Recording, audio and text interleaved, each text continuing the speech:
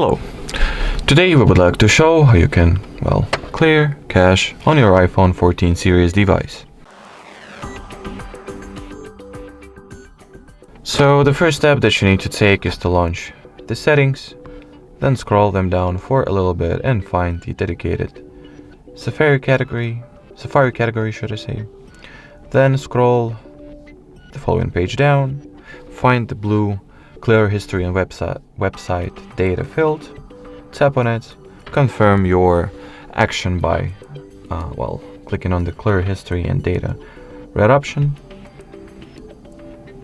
Then decide whether you want for the active tabs on your Safari to be closed.